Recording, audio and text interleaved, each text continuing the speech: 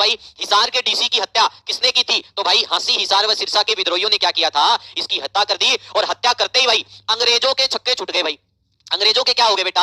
छक्के छूट गए। उन्होंने जान लिया कि भाई स्थिति हो गई बेकाबू। क्या हो गई बेटा? स्थिति होगी बेकाबू। तो उन्होंने क्या किया भाई? उन्होंने भेजा जॉन कोर्टलैंड को। किसको भेजा बेटा?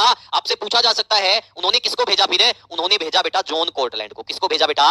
उन्होंने भेजा जॉन कोर्टलैंड को। ठीक है भाई, जो ये जॉन कोर्टलैंड था भाई, ये बहुत भयंकर आदमी था भाई। इसमें इंसानियत नाम की कोई चीज नहीं थी। तोपों का प्रयोग करता था और उड़ा देता था। ठीक है, तो ये जॉन कोर्टलैंड क्या करता भाई? स्थिति को काबू करने के लिए सबसे पहले ये क्या करता भाई? ये रानिया के नवाब को हरा देता है। ठीक है, रानिया का नवाब उस समय कौन था बेटा? रानिया का नवाब उस समय था नूर मोहम्मद खां। ठीक है, नूर मोहम्मद खां। ये उसको बेटा सबसे पहले क्या करता भाई? उसको ये हरा देता है। आपसे पूछा जा सकता है हरा देता है। किसको हराता है बेटा? ये हरा देता है रानिया के नवाब नूर मोहम्मद खां को। फिर इसका अगला टारगेट क्या होता भाई? इसका अगला टारगेट होता है बेटा हांसी। ये हांसी में क्या करते हैं भाई? हांसी में ये क्या करते हैं? हुकमचंद को और मुर्जा मुनीर बेग भी हुआ करते थे हांसी से, मिर्जा मुनीर बेग, उनको गिरफ्तार कर लेते हैं एक प्रकार से। और फिर ये सेकंड जो पॉइंट यहां से बनता भाई, हांसी के अंदर ये क्या करते हैं भाई? एक सड़क के ऊपर बिल्कुल कत्लेआम करते हैं। सड़क पर कत्लेआम। और इस प्रकार से कत्लेआम किया जाता है हांसी के अंदर कि ये पूरी की पूरी सड़क खून से लाल हो गई थी, खून से लाल। और ये पॉइंट पूछा जाता है एग्जाम में कि 1857 की क्रांति की लाल सड़क कहां स्थित है? तो वो लाल सड़क कहां स्थित है बेटा? वो लाल सड़क स्थित है बेटा हांसी के अंदर। वो कहां स्थित है? हांसी के अंदर भाई। तो ये हांसी का भी इन्होंने भाई काम कर दिया पूरा का पूरा। और शहजादा मोहम्मद आजिम को भी क्या कर दिया इन्होंने? मार दिया भाई। अब उसके बाद हम क्या देखते हैं भाई? फिर ये क्या करते हैं भाई? उस समय एक गांव हुआ करता था रोहनाथ गांव। उस समय एक गांव हुआ करता था रोहनाथ गांव। ये रोहनाथ गांव कहां पड़ता बेटा? भिवानी के अंदर। अंग्रेज लोग थे इस गांव से बहुत ज्यादा चिढ़ते थे और इस गांव को विरोधियों का गांव एक उपनाम दिया हुआ था। आपसे पूछा जा सकता है इस रोहनाथ गांव को क्या नाम दिया था बेटा?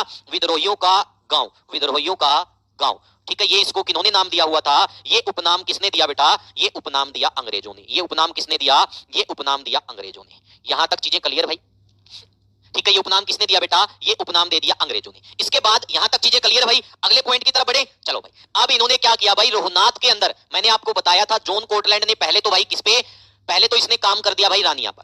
फिर इसने हांसी के ऊपर लाल सड़क यानी कत्लेआम कर दिया। फिर ये बेटा कहां आ जाता है? ये रोहनाथ में आ जाता है। और इस रोहनाथ में आकर ये क्या करता भाई? गांव के अंदर कत्लेआम कर देता है। और ऐसा भी बताया जाता है कि इस गांव के अंदर एक कुआं हुआ करता था और वो पूरा का पूरा कुआं लाशों से भर दिया गया था, जैसे जलियांवाले बाग हत्याकांड में हुआ था। सेम ऐसा ही किया गया था। तो आपसे पूछा जा सकता है हरियाणा के अंदर जलियांवाला बाग कुआं कौन सा कहलाता है? जलियांवाला बाग कुआं। आपसे पूछ सकते हैं बेटा ये जलियांवाला बाग कुआं हरियाणा के अंदर, तो वो कुआं कौन सा कहलाता बेटा? हरियाणा के अंदर जलियांवाला कुआं कहलाता बेटा रोहनाथ का कुआं। इसको कहा जाता है रोहनाथ के कुएं को। यहां तक चीजें क्लियर भाई? समझ में आ गया? अब ये रोहनाथ के लोगों को क्या करते हैं भाई? बिल्कुल कत्लेआम कर देते हैं, सरेआम वहां पर लोगों को मारा जाता है। और जो व्यक्ति बच गए उनको कहते हैं भाई आप लोग माफी मांग लो। तो रोहनाथ के लोग इतने ज्यादा कह सकते हैं स्वाभिमानी थे, उन्होंने माफी नहीं मांगी। और बचे हुए लोगों को इसने अंग्रेज का जो कह सकते हैं अंग्रेजों का एक उपायुक्त था जनरल कोर्टलैंड, वो बचे हुए लोगों को नीलाम कर देता है। ठीक है, भूमि को भी और किसको? व्यक्तियों को भी क्या कर देता है बेटा?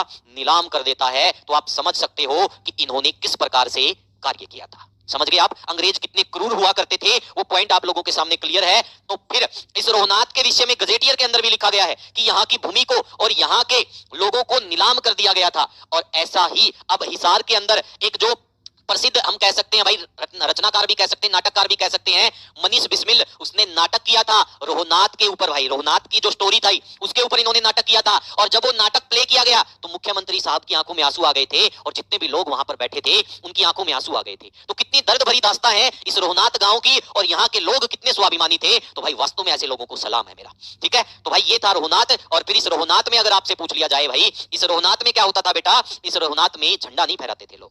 तो फिर मुख्यमंत्री जी ने क्या किया भाई? 2018 में यहां पर झंडा फहरवाया था। ये भी आपसे पूछा जा सकता है कि किसने झंडा फहरवाया? तो मुख्यमंत्री जी ने यहां पर झंडा फहराया और यहां पर एक अकादमी बनाने का भी निर्णय लिया ताकि लोग यहां के इतिहास के बारे में जान सके कि यहां के लोग कितने स्वाभिमानी थे और उन्होंने अंग्रेजों की कितनी मतलब क्रूरता को सहा है, लेकिन उसके बाद भी उन्होंने माफी नहीं मांगी और ना वो झुके। तो बेटा रोहनाथ है वो इतिहास के पन्नों में याद रखा जाएगा। यहाँ के लोग इस प्रकार का काम करके गए थे। तो यहां तक चीजें क्लियर भाई? समझ में आ गया रोहनाथ के विषय में? तो बेटा ये था भाई रोहनाथ। ठीक है, अगर रोहनाथ कुआं पूछ लिया जाए, शहीद गांव पूछ लिया जाए, अगर आपसे पूछ लिया जाए अंग्रेजों ने विद्रोहियों का गांव किसको बोला, तो सारे कॉन्सेप्ट क्लियर हो गए। राइट आंसर आ गया रोहनाथ। और फिर उसके बाद जो हुकमचंद जैन को जो पकड़ा गया था उसको बेटा फांसी दे दी गई उसी के घर के सामने। तो ये भी आपसे पूछा जा सकता है कि हुकमचंद जैन के साथ क्या हुआ? तो उसको फांसी दे दी गई। लाला हुकम